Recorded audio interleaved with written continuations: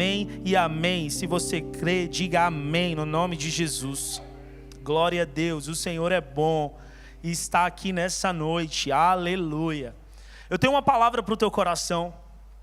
Você não vai sair daqui sem entender aquilo que Deus quer falar com você nessa noite. E eu acho tremendo o que Deus faz no ambiente de culto. Quando nós estamos em casa e nós oramos e nós fazemos o nosso devocional, o Senhor Ele nos visita, o Senhor Ele nos responde de uma maneira específica, né? Cada um tem a sua experiência com Deus, cada um vive a sua realidade a partir do seu relacionamento com Deus. Mas eu acho poderoso quando a igreja se junta e Deus Ele trabalha de uma forma única, unindo um louvor a uma palavra, uma ministração, a uma oração. E isso mostra aquilo que Deus quer falar à sua igreja, aquilo que Deus quer revelar à sua igreja. Né? Eu costumo dizer, a gente costuma brincar de falar sobre Deuscidência, mas é Deus que é poderoso mesmo. Quando Ele quer falar com o seu povo, Ele move céus e terras, Ele alinha aquilo que precisa ser alinhado. E Deus tem uma palavra para o teu coração nessa noite, amém? Fala para essa pessoa que está do seu lado, fala com mais autoridade, Deus está mudando realidades na sua vida. Será que você pode dizer um amém? Será que você tem coragem de dizer um amém? Aleluia! Às vezes tem que ter coragem para dizer um amém. Por quê? Porque para Deus mudar algo na nossa vida, a gente tem que estar disposto e disponível. Eu acredito que você que é imigrante, já saiu do Brasil, já viveu essa realidade de sair da sua terra natal. Você já viveu esse passo de fé, essa mudança. E com Jesus, a caminhada com Jesus é exatamente assim. Para Deus mudar realidades que precisa na nossa vida, nós precisamos querer aceitar e se submeter àquilo. Então não adianta você reclamar do que você tem vivido, se você não tem se submetido àquilo que Deus quer fazer na sua vida. Não adianta você levantar todos os dias e dizer assim, eu quero outra realidade, mas você não está disposto a se submeter à realidade que Deus quer para a sua vida. Mas só que o mundo atual, o século atual, nos ensinou uma coisa muito perigosa, e eu quero te falar nessa noite. Isso é coisa do inimigo, é chamada comparação. Aquilo que o teu vizinho está vivendo não tem nada a ver com o que Deus quer fazer na sua vida. Será que você pode dizer assim, Deus é específico? Diz para alguém nessa noite. Então, meu irmão, comparação é coisa do inimigo. O diabo usa desde Gênesis a comparação. Nós acabamos de ler nos dízimos e ofertas sobre Caim e Abel. Comparação é o mal desse século. E existe outra estratégia do inimigo que não é nova. Se você ler a Bíblia de Gênesis a Apocalipse, você vai ver. A Bíblia fala, meu irmão, se você não sabe, que o inimigo ele veio para matar, roubar e destruir. É isso que ele faz. Mas você não dá bola para o inimigo, porque você serve a Deus. E a Bíblia diz que Deus veio para dar vida e vida em abundância. Eu declaro no nome de Jesus e profetizo. Se você não tem vivido essa abundância, eu declaro agora no nome de Jesus realidades de abundância sobre a sua vida. Então, uma das maiores estratégias de Satanás ao longo da história não era apenas fazer as pessoas pecarem, caírem, como fez com Adão e Eva, pecaram, mas ela fazer com que o povo trocasse, o crente trocasse, o servo de Deus trocasse aquilo que era eterno por aquilo que era imediato. Como assim, pastor? Explica. Desde Gênesis, o inimigo, através de algumas ciladas e estratégias, ele faz com que o povo troque o que é eterno pelo que é imediato. E hoje não é diferente. Desde o início da humanidade é o mesmo padrão.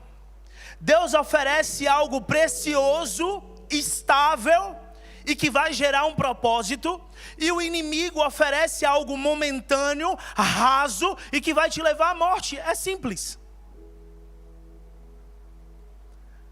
O que ele vai oferecer é uma satisfação imediata, algo logo, fast food, algo rápido, imediato para resolver.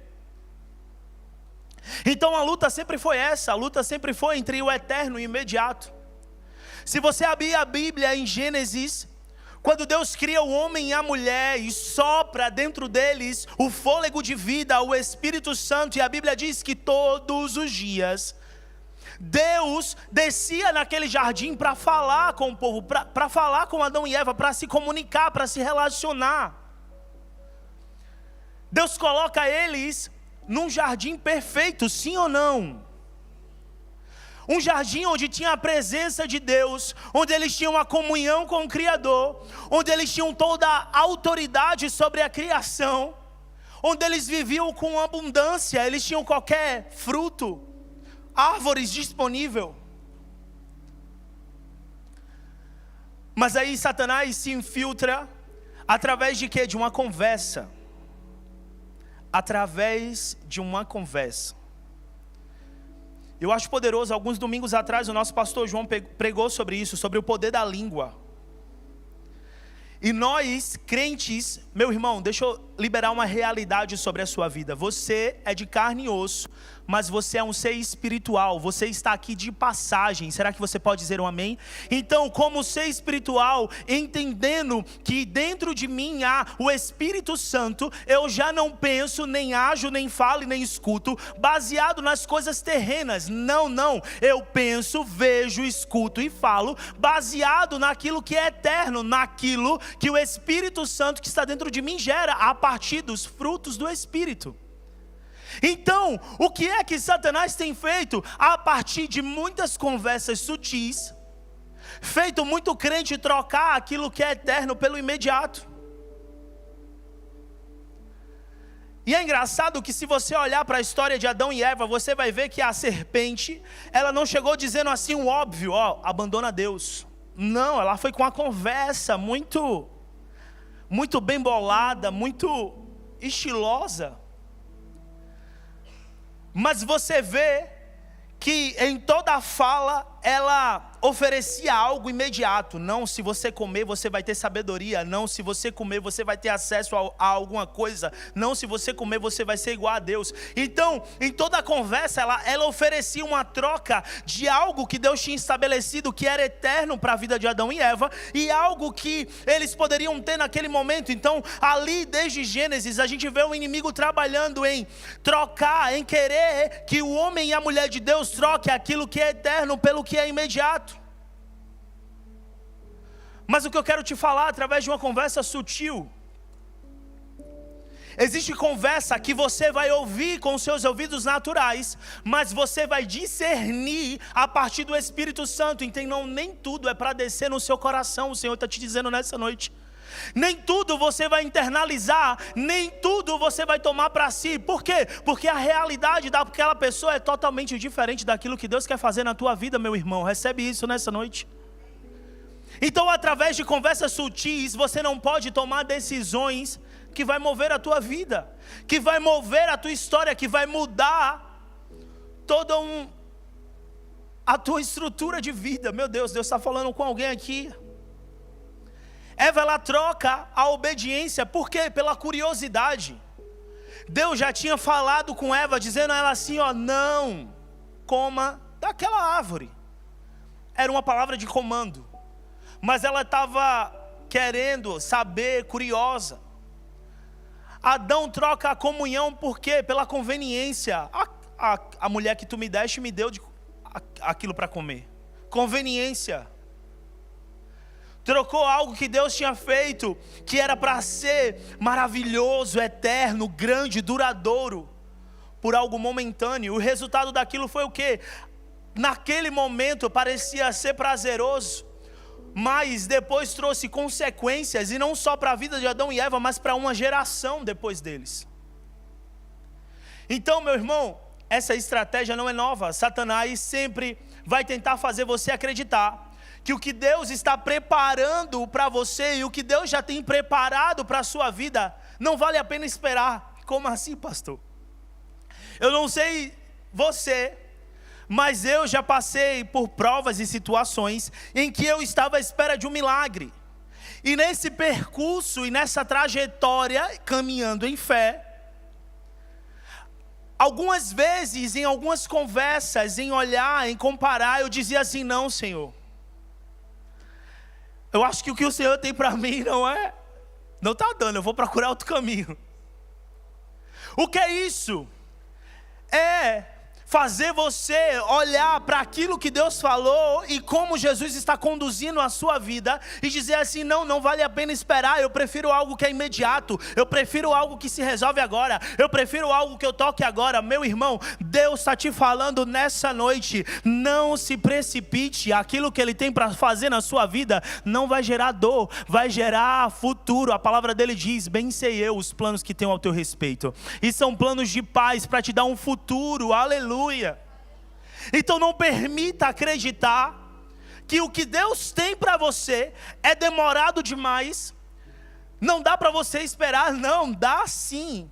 Enquanto não chegar, você vai continuar cantando, você vai continuar vindo no culto fé. Meu Deus, alguém recebe isso? Você vai continuar falando, você vai continuar declarando. Enquanto os seus pés não pisar lá, você vai continuar servindo aquele que te chamou. Aleluias.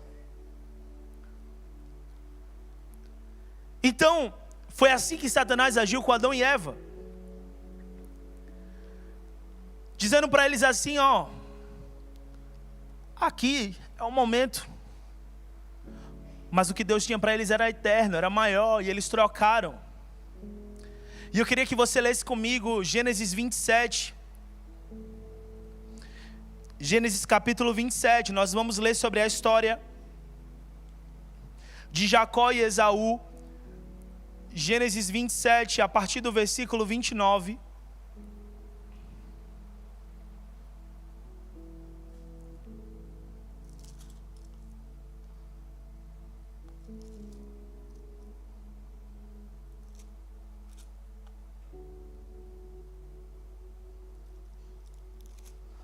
Não, desculpa, vamos ler a partir do Gênesis 25, 29. Gênesis capítulo 25, versículo 29.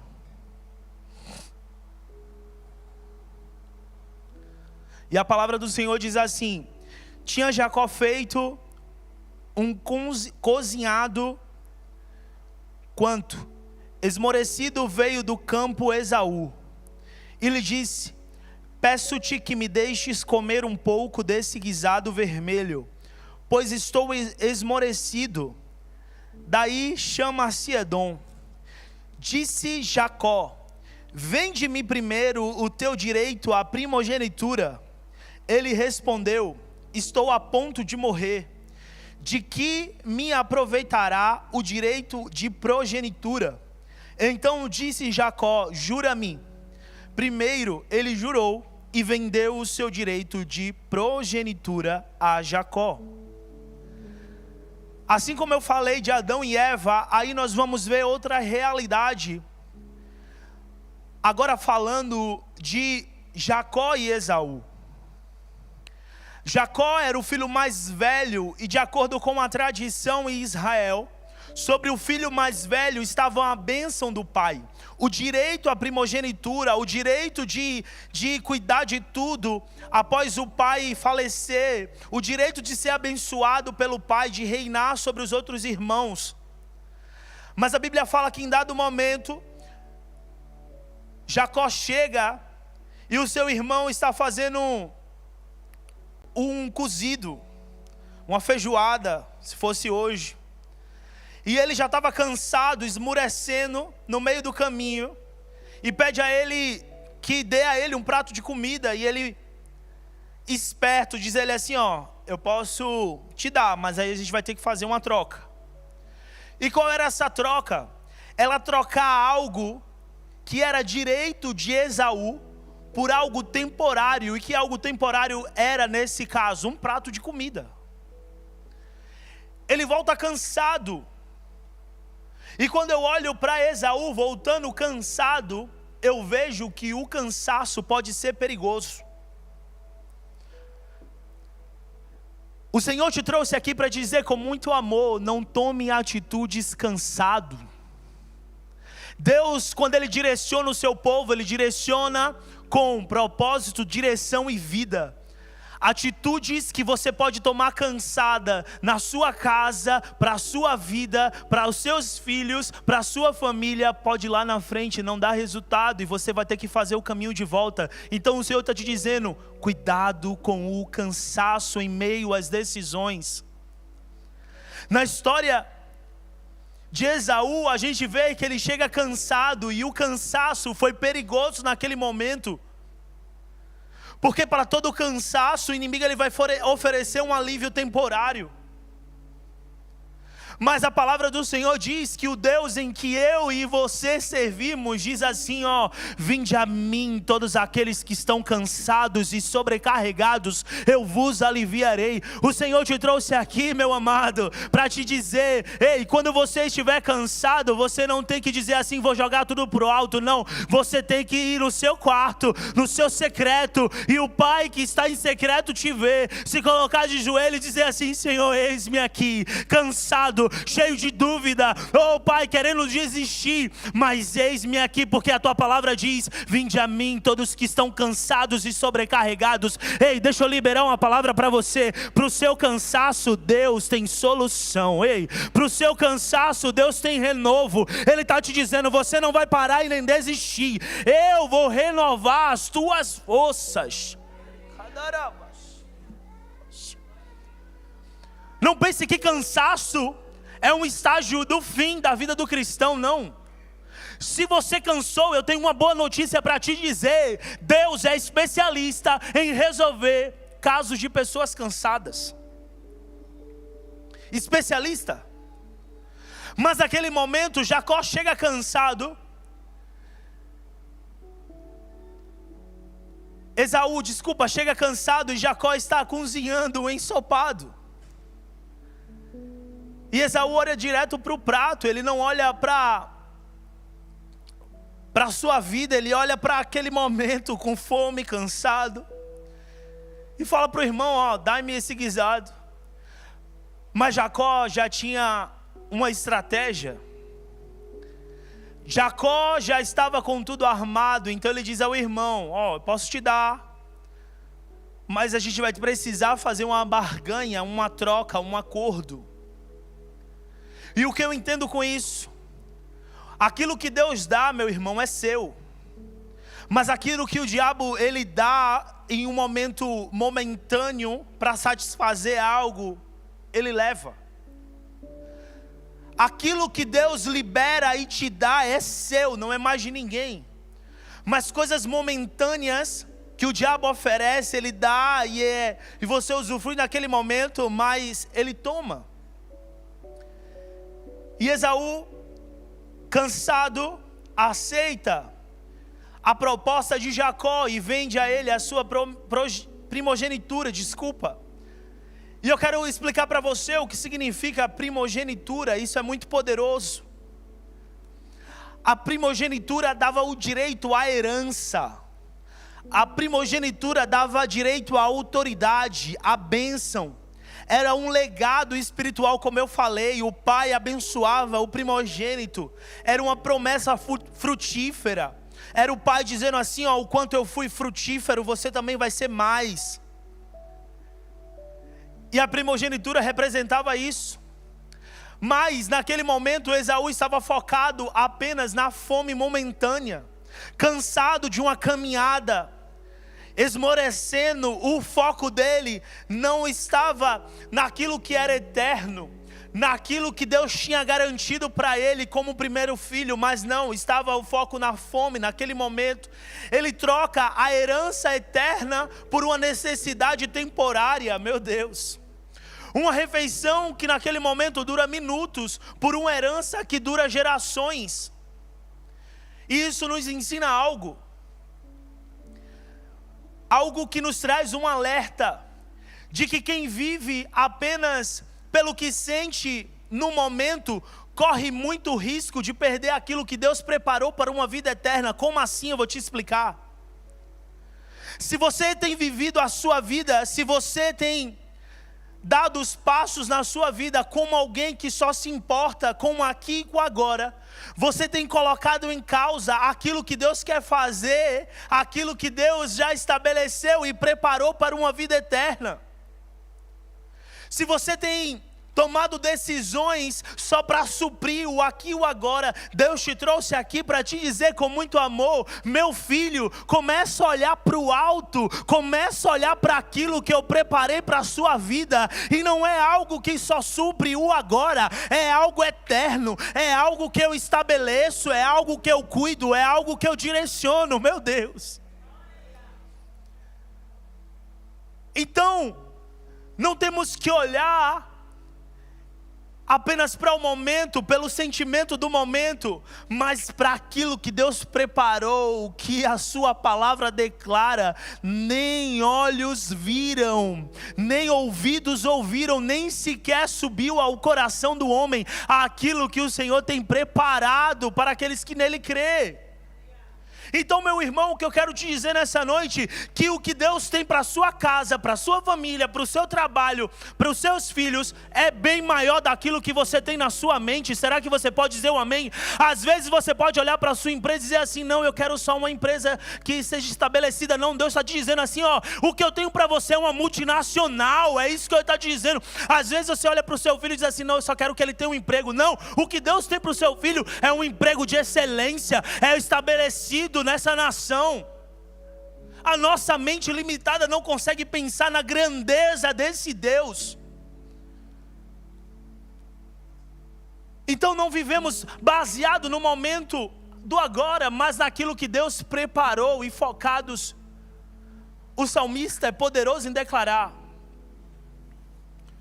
olhos para os montes, de onde me virá o socorro? O meu socorro vem do Senhor. Sabe por quê? Se você por algum momento começar a olhar para baixo, você vai começar a colocar em causa aquilo que é muito grande para você imaginar com olhos naturais.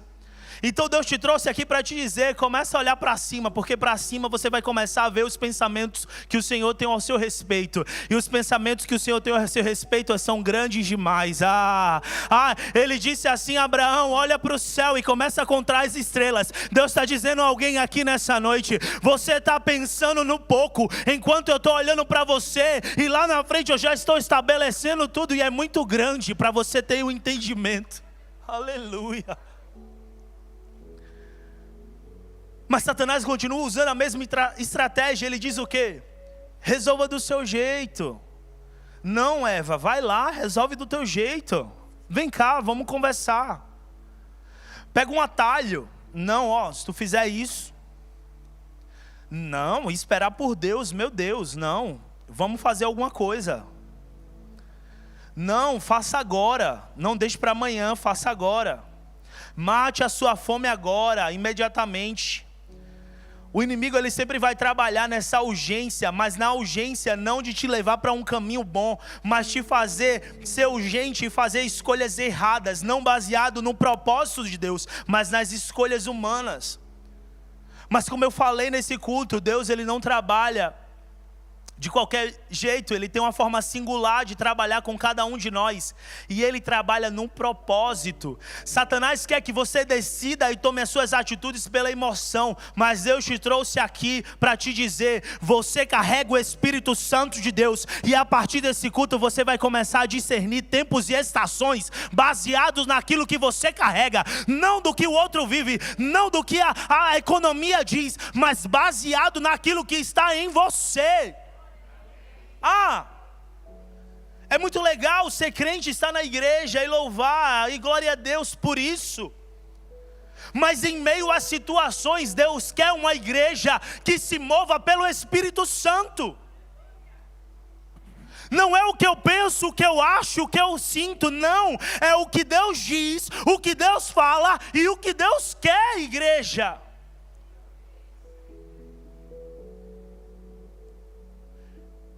Deus quer trazer de volta essa igreja. Aleluia.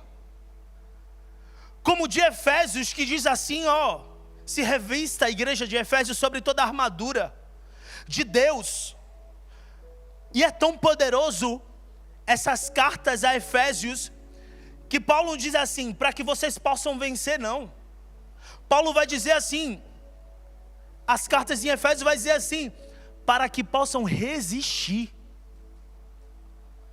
Resistir.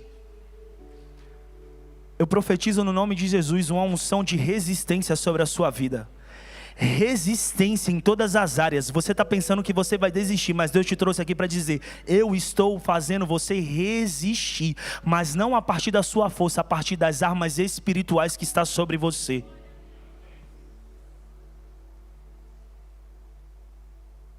Então o que Deus prepara para nós não pode ser roubado de jeito nenhum.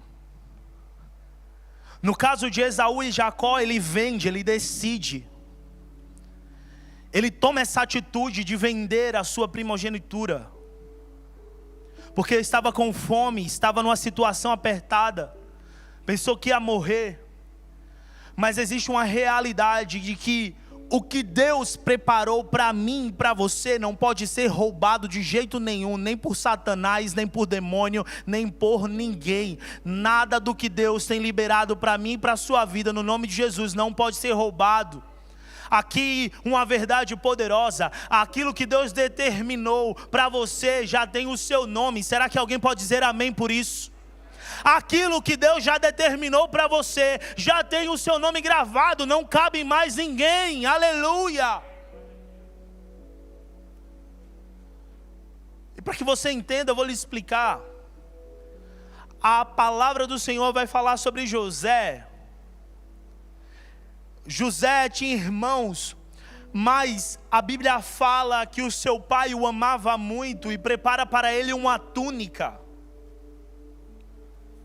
E dá a ele uma túnica preparada exclusivamente para ele.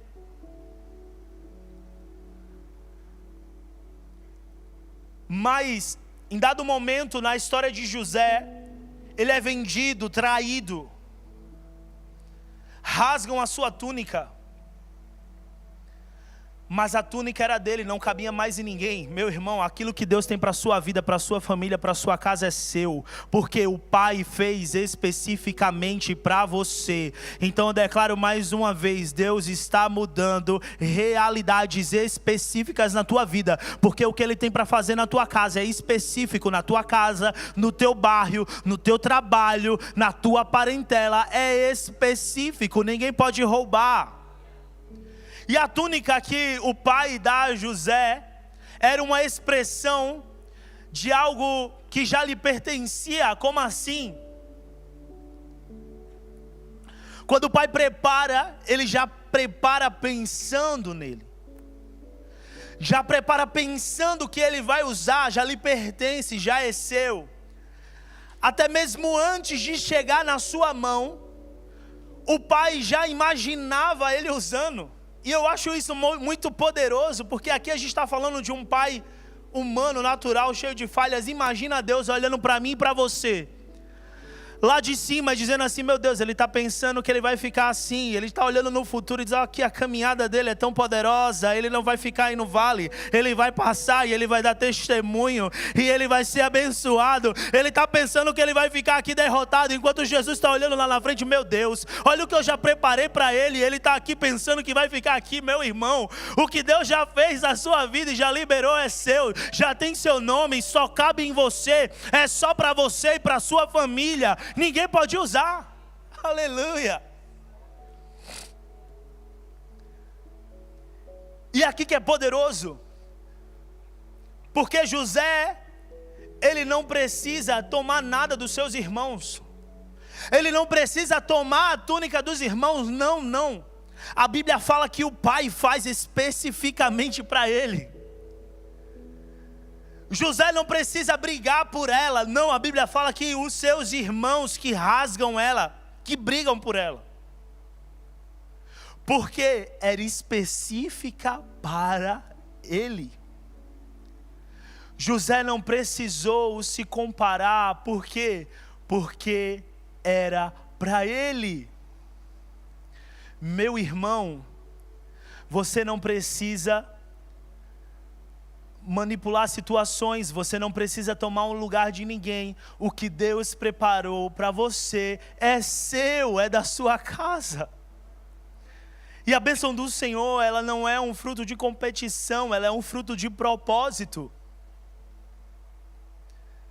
E aqui que entra o segundo ponto. O primeiro ponto que eu falei foi o imediato, que o inimigo usa, que usou desde Gênesis, usou com Esaú e seu irmão Jacó. Mas tem a outra que eu falei, que seria sobre comparação.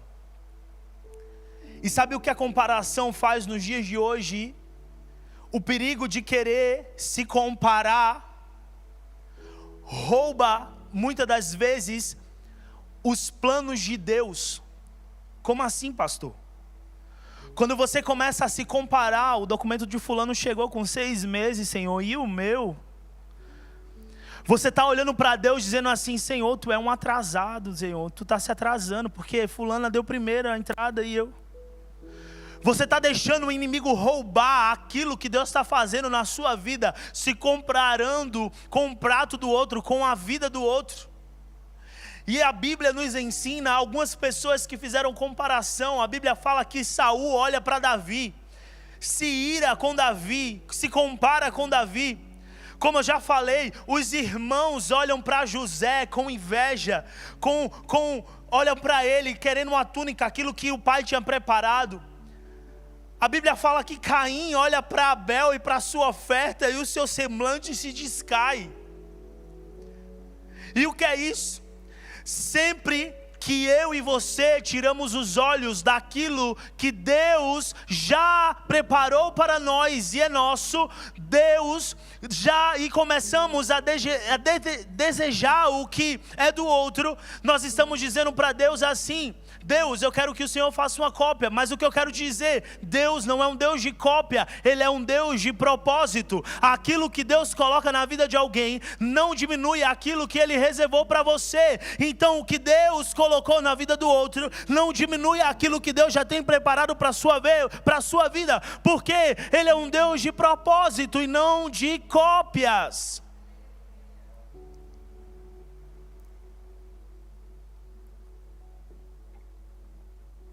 Ele não é um Deus de cópias, é um Deus de propósito. Mas existe um exemplo que precisamos seguir, e eu já estou acabando. Existe um exemplo poderoso, e o nome dele é chamado Jesus de Nazaré. Ele veio, ele habitou entre nós, e ele nos ensinou que Adão, ele estava diante de um fruto, Esaú estava diante de um prato, mas também Jesus, ele ficou com fome diante de um deserto, mas ele nos ensinou como a resistir. A Bíblia fala que após 40 dias de jejum, Satanás aparece para Jesus e diz a ele assim: transforma essas pedras em pães. A música que nós acabamos de cantar no início do culto: não preciso transformar pedras em pães para provar que no deserto Tu estás cuidando de mim. O diabo fez isso com Jesus, o Filho de Deus.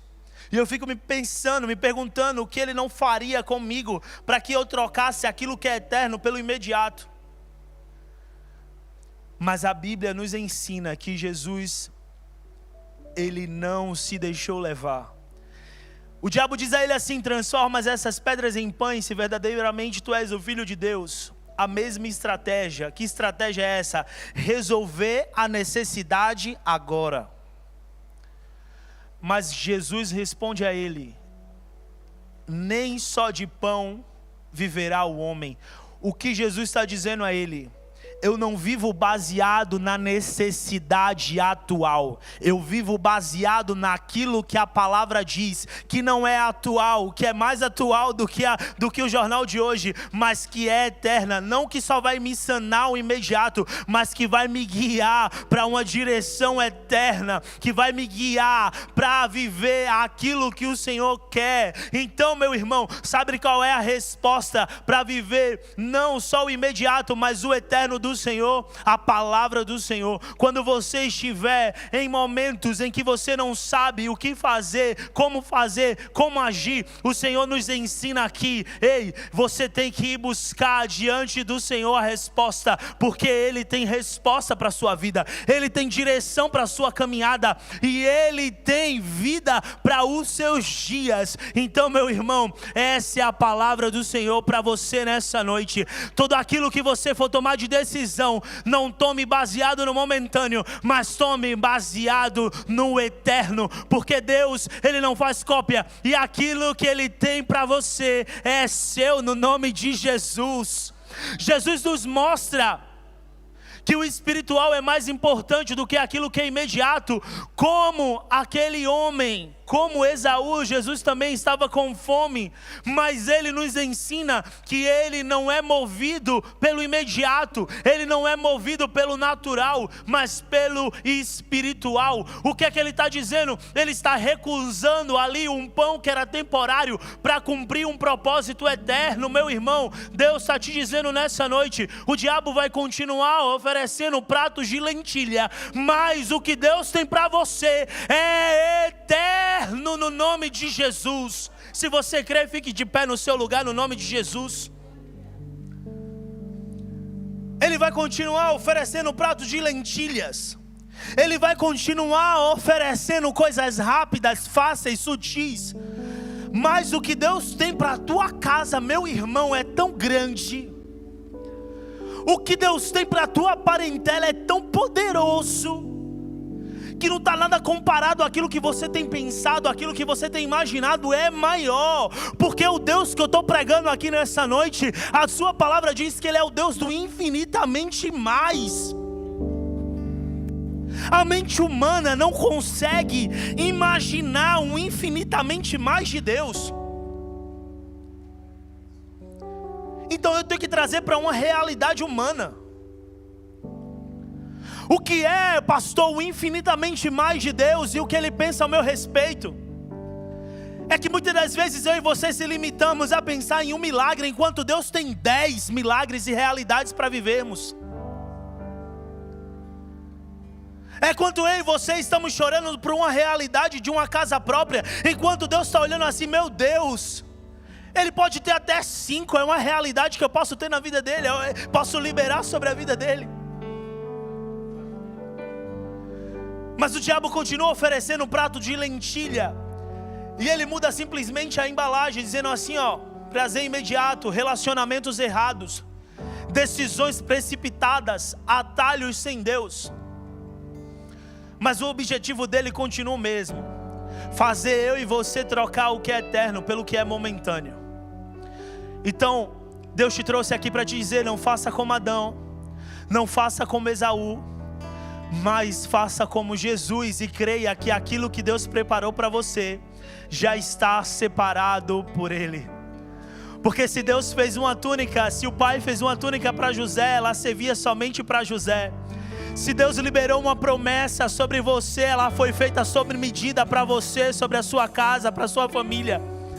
Aquilo que carrega o teu nome, aquilo que Deus já liberou para você, é seu, no nome de Jesus. Eu declaro isso sobre você que chegou aqui nessa noite pensando que já não tinha mais jeito, mas eu quero liberar: ei, tem jeito sim, ei, Ele está cuidando sim. Aquilo que carrega o teu nome, Deus está velando sim, porque é seu, e Satanás não pode roubar, no nome de Jesus. Não pode. E é essa realidade que eu quero que você saia daqui nessa noite. O que é eterno, o que é duradouro, o que é sobrenatural, não pode ser roubado pelo momentâneo.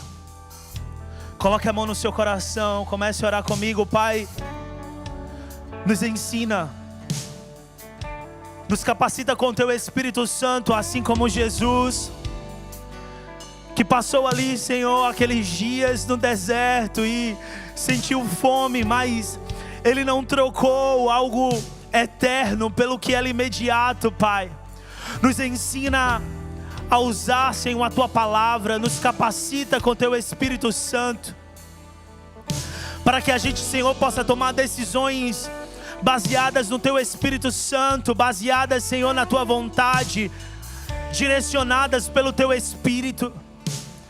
Pai, nós sabemos, Senhor, que vivemos nessa terra, mas nós somos homens espirituais. Nós carregamos uma realidade, o Teu Espírito Santo, o qual o mundo não conhece, mas nós o conhecemos. O conhecemos e habita em nós. Então, Senhor, nós te pedimos nessa noite, nos capacita, Jesus. Nos capacita para que a nossa vida diariamente seja uma tomada de decisões por aquilo que é eterno. Nós queremos levar a nossa família ou para um caminho eterno. Nós queremos, Senhor, guiar os nossos filhos para uma trajetória eterna, não pelo que é imediato, não pelo que vai passar, não pelo que é corruptível, mas por aquilo que é eterno, Jesus.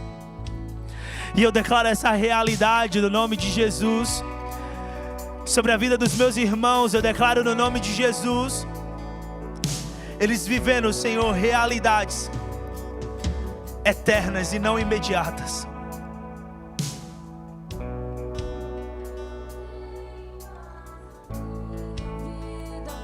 Será que você pode cantar isso nessa noite? Eu fui encontrado,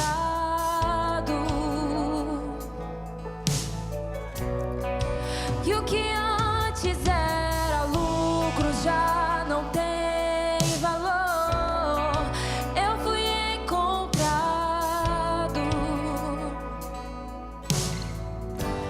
as escamas caíram ao chão, Tua luz me encontrou,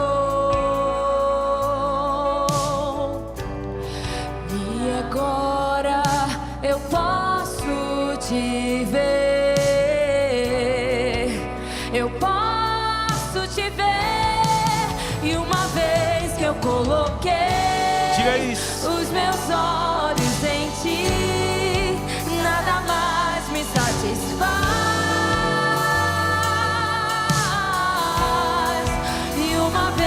Eu coloquei os meus olhos em Ti, nada mais me satisfaz.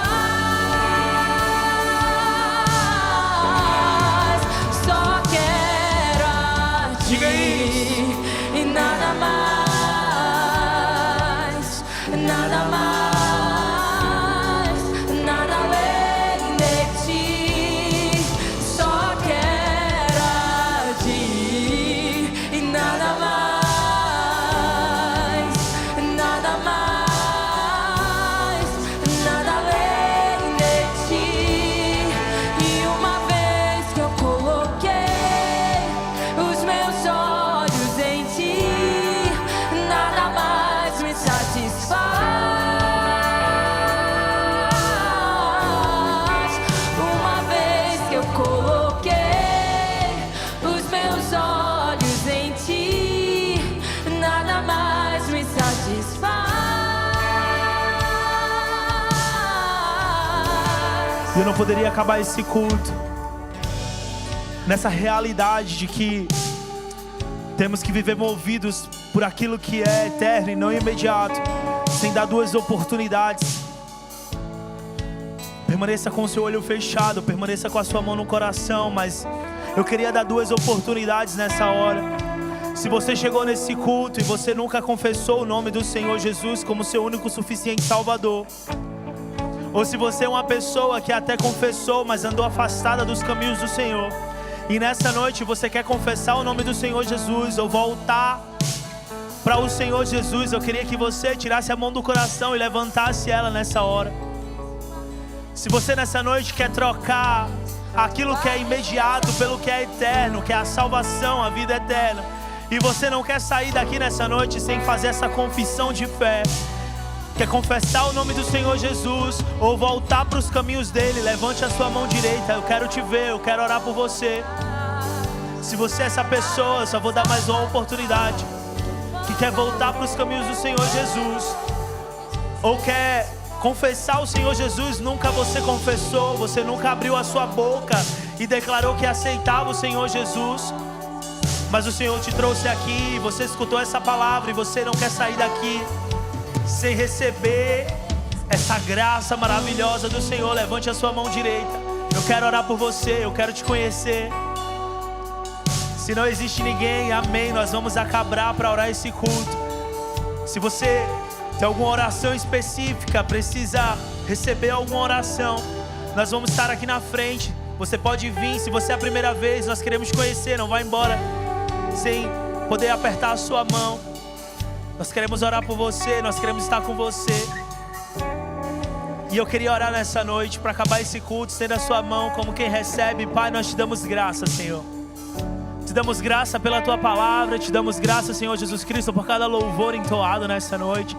Te damos graça pela tua presença, te damos graça porque o Senhor é bom.